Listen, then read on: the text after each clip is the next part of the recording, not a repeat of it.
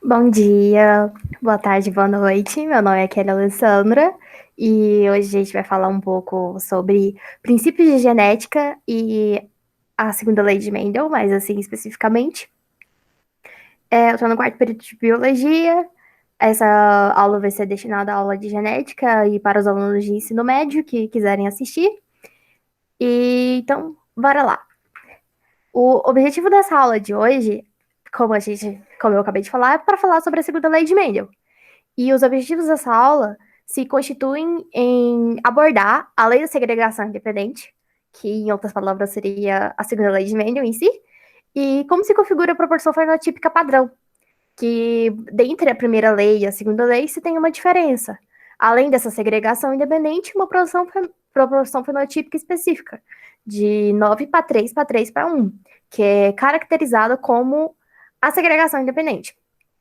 E a gente vai abordar também como que ocorre a determinada característica e como elas são herdadas, independentemente das diferenças de outras características.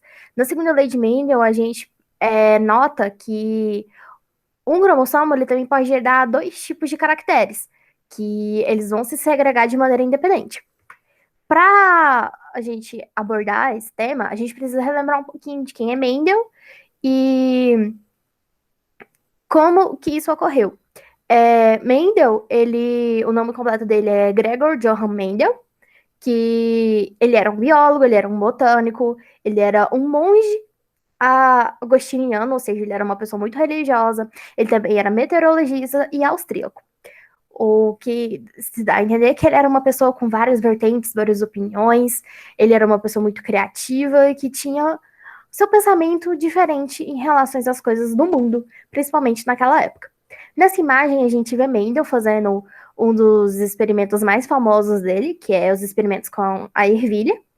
E aqui a gente vê como ele era interessado nesse ramo da botânica e, consequentemente, da genética. A segunda lei de Mendel, como eu já falei, ela é caracterizada por pares diferentes de genes que se segregam independentemente na formação de gametas. A gente pode traduzir isso como pares de genes em cromossomos separados que se distribuem independentemente na meiose. A segunda lei de Mendel, por que a gente chama ela de lei de Mendel? Porque na biologia a gente detém isso como um fato e uma verdade absoluta. Ou seja, são leis que não têm como ser revogadas. Na biologia, as únicas leis que a gente detém são as leis de Mendel. Não é igualmente como a física, como por exemplo, que possuem as leis de Newton e etc. Na biologia, a gente só detém dessas leis de Mendel. Fora isso, a gente só detém os dogmas, que são parâmetros que a gente deve seguir para determinar algum fator de vida ou não.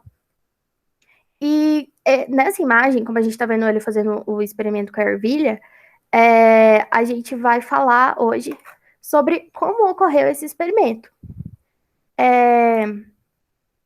Aqui a gente detém de uma ervilha amarela lisa e uma ervilha verde rugosa, que ele cruzou essas dois tipos de ervilha, que a gente chama de parental, ou de P. Ou essas ervilhas, quando cruzadas, elas deteram a sua primeira prole, ou seja, a F1, em 100% amarela lisa. Essa amarela lisa, a gente entende que o quê?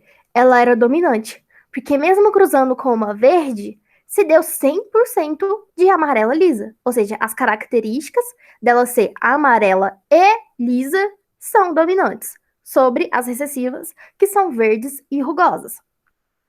Quando Mendel cruzou a verde com a amarela, se detém 100%. Posteriormente isso, ele fez uma autofertilização. Kelly, o que é autofertilização?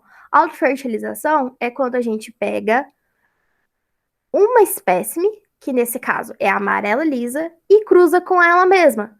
Ou seja, ele pegou uma ervilha 100% amarela e lisa e cruzou com outra ervilha 100% amarela lisa. Quando ele fez isso, ele fez essa autofertilização, se obteve o quê? 315 ervilhas amarelas lisa, 108 ervilhas verdes lisa, 101 ervilhas amarelas e rugosas e 32 ervilhas verdes rugosas. Kelly, mas o que a gente tem disso tudo? Nota-se, lembra da segregação independente que a gente falou? Nota-se que quando a gente cruzou a amarela lisa e a verde rugosa, se deteu 100% a amarela lisa. As características verdes e rugosas sumiram 100%. Porém, quando a gente cruzou de novo essa autofertilização de duas iguais, idênticas, sendo amarelas lisa, essas características se apareceram novamente e com uma variação, a verde lisa. Somando toda essa F2, toda essa segunda prole, detemos o quê? De 556 plantas. E essa proporção que a gente tem é chamada de 9 para 3 para 3 para 1. Se a gente somar tudo isso aqui, vocês vão ver que vai ficar exatamente isso aqui. 9 para 3 para 3 para 1. Agora a gente tem que entender isso, esse ponto de vista, de uma maneira mais genética. Vamos dizer assim. Como que apareceu tantas amarelas? Como que apareceu tantas amarelas lisas? Deu 315. E por que que apareceu 32 verdes rugosas? Por que que deu somente isso? A gente vai entender isso agora. Aqui. Opa, peraí. Caneta, isso. Aqui a gente pode ver. Esse aqui é o mesmo experimento. Quando o Mendel cruzou a amarela lisa e a gente percebeu que deu 100% amarela lisa, entendemos o quê? Que as características da amarela lisa são dominantes. A gente denominou essas características, esses alelos, como Gzão e Wzão. O Gzão, ele é referente à cor, ou seja, amarela, ou verde. Só que no caso, como é uma característica recessiva, que a gente percebeu que ela não apareceu na prole 1, ela é recessiva, então ela é Gzinho. E o W para textura, se ela é lisa ou se ela é rugosa. Se ela é dominante homozigota ou heterozigota, que a gente vai perceber mais posteriormente, ela é lisa, e se ela é recessiva, ela é rugosa. Esses quadriculados aqui significam o rugoso da ervilha. Para a gente tirar os gametas, quais são os possíveis gametas de uma ervilha amarela que a gente pode ter? Nesse caso que a gente viu que ela é homozigota dominante. A gente pode retirar o gameta Gzão e o gameta Wzão. Na verde, a gente pode tirar o Gzinho e o Wzinho.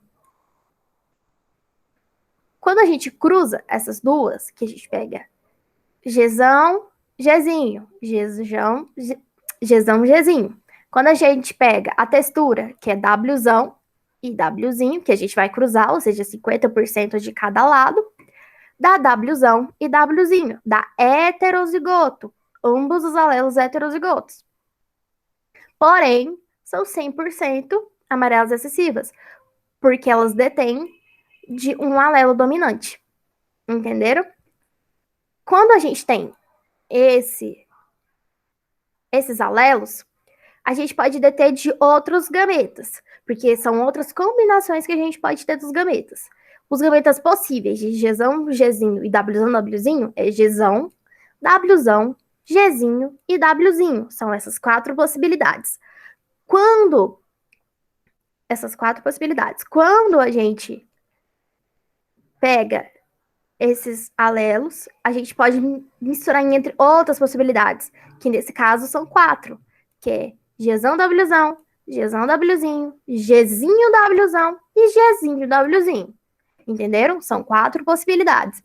E lembra que a gente fez uma autofertilização que deu 556 plantas? Que a gente denominou 9 para 3 para 3 para 1? Como que isso funcionou de maneira prática? Foi feito um quadro de Punnett. E, Kelly, mas como que é um quadro de Punnett? Um quadro de Punnett, você vai pegar as características, esses gametas que a gente tinha feito. Lembra que a amarela lisa, ela não é Gzão, Gzinho, Wzão, Wzinho? E ela vai dar quatro possibilidades, que é Gzão, Gzinho, Gzão, Wzinho, Gzinho, Wzão e Gzinho, Wzinho. Você vai colocar todas essas possibilidades aqui, que vai ser de uma. Vai ser de uma ervilha. E da outra ervilha você vai colocar na coluna, respectivamente, porque ambas são iguais. Então, ou seja, ele possuem os mesmos tipos de gametas e as mesmas variabilidades de se cruzar os gametas entre si. Essa seria a segunda prole, que é a autofertilização, como eu já disse. Então temos Gzão, Wzão e Gzão, Wzinho. A gente sabe que alelo chama alelo, característica chama característica. Então, Gzão chama Gzão e Wzão chama Wzão. Então, Gzão com Gzão, Gzão. Wzão com Wzão, Wzão, Wzão. Aqui tem uma colinha pra gente. A gente sabe, de tudo que isso que a gente já viu, que a amarela ela é Gzão, Gzão ou Gzão, Gzinho. Porque a gente viu, porque a primeira prole, ela foi heterozigota e ela foi 100% amarela. Então a gente sabe que o Gzão, Gzinho detém da cor amarela. Logo, Gzinho, Gzinho detém da cor verde. E assim, para a textura lisa e rugosa, a mesma coisa. Então a gente sabe que esse primeiro cruzamento vai dar amarela lisa. O segundo cruzamento, Gzão, Gzão. Gzão, Gzão. Wzinho, Wzão. Wzão, Wzinho. A gente sabe também. Ah, não, fala sério. Ah, não, tá certo. Caralho. Apaga. Como é que corta? Continuando. A gente, Gzão, Gzão. Gzão com Gzão. Amarelo. Wzinho com Wzão. Wzão, Wzinho. Amarela e lisa. A gente pode notar que ao todo a gente teve uma, duas, três, quatro, cinco, seis, sete, nove ao todo que são amarela e lisa. Agora, a gente vai, com esse cruzamento, a gente vai perceber também que existem a possibilidade de amarelas rugosas, que essas que foram denominadas de azul aqui. Foram três. De a verde e lisa foram denominadas três. E de verde rugosa foi denominada um, que eu coloquei a cor rosa para poder diferenciar. Essa é a proporção que a gente chama de 9 para 3 para 3 para 1, que é quantas vezes apareceram essas características expressas. Essas características expressas, elas possuem uma proporção. Essas proporções são denominadas proporção fenotípicas e proporção genotípicas. Kelly, mas o que é genótipo? O que é fenótipo? Genótipo são os genes. O nome já fala, genótipo. São genes expressos. E como a gente expressa esses genes? Através de letras. Aqui, o Gzão, Gzão e o Wzão, Wzão não expressam as características de cores e de texturas. Então, é isso. São as letras. São os alelos que a gente chama. São simplesmente as letras. E o fenótipo são as características expressas. Qual é a característica expressa do genótipo Gzão, Gzão? Não é a cor amarela? Ou seja, o genótipo expresso pelo Gzão, Gzão ocorre o fenótipo amarelo, porque o fenótipo é a característica genótipica mais o ambiente. Ou seja, o ambiente favoreceu a cor amarela mais o genótipo Gzão, Gzão. Nesse caso, a gente sabe desse limão que o genótipo dele é azão, azão, azão, azão, azão, azão. Esse genótipo, mais as características ambientais, gera o fenótipo do limão ter esse tipo de abertura. Que no caso, que o limão, geralmente, ele é todo fechadinho. Ele não possui essa parte. Mas devido a esse genótipo, ele expressou esse fenótipo. O fenótipo é as características que ele expressa, como, por exemplo, cores, pelagem, formatos. E os genótipos são as letras, são os cromossomos que vão expressar esse tipo de coloração ou etc. E com isso, a gente pode calcular as proporções. A proporção, nesse caso aqui, foi que na ervilha amarela a gente teve a proporção genotípica. Uma vez apareceu Gzão, Gzão, Wzão, Wzão. Duas vezes apareceram Gzão, Gzão, Wzão, Wzinho. Duas vezes apareceram Gzão, Gzinho, Wzão, Wzão. E quatro vezes apareceram Gzão, Gzinho, Wzão, Wzinho. Se a gente somar isso tudo, 1 mais 2 dá 3. 3 mais 2 dá 5. Mais 4 dá 9. Ou seja, apareceu 9 vezes ao todo, sem contar essas características genótipicas, apareceu 9 vezes ao todo ervilhas amarelas lisas. Ou seja, devido ao fato de ter aparecido 9 vezes, essa é a proporção fenotípica. As amarelas rugosas. Apareceu uma vez Gzão, Gzão, Wzinho, Wzinho, e duas vezes apareceu Gzão, Gzinho, Wzinho, Wzinho. 1 mais 2 é igual a 3, ou seja, apareceu 3 vezes amarela rugosa, que no caso é a proporção fenotípica, como eu repetindo. A proporção genotípica é a quantidade de vezes que apareceu as letras, os alelos, os cromossomos, e a proporção fenotípica é a quantidade de vezes que apareceu as características expressas, que nesse caso é amarelo rugosa. Na verde lisa, genotipicamente apareceu uma vez Gzinho, Gzinho, Wzão, Wzinho, e duas vezes apareceram Gzinho, Gzinho, Wzão, Wzão. 1 mais 2 é igual a 3. Apareceram 3 vezes a ervilha verde lisa, que é a proporção fenotípica. E a proporção genotípica da verde rugosa apareceu somente uma vez Gzinho, Gzinho, Wzinho, Wzinho. Uma vez, ou seja, apareceu somente uma vez. A proporção fenotípica fica somente de uma vez. E com essa proporção, nós temos 9 para 3, para 3, para 1. Toda segunda lei de Mendel vai levar essa caracterização dessa proporção fenotípica, devido ao quadro de Punnett que a gente faz. Olha, apareceram 9 vezes amarela lisa, 3 vezes amarela rugosa, 3 vezes verde lisa e uma vez verde rugosa.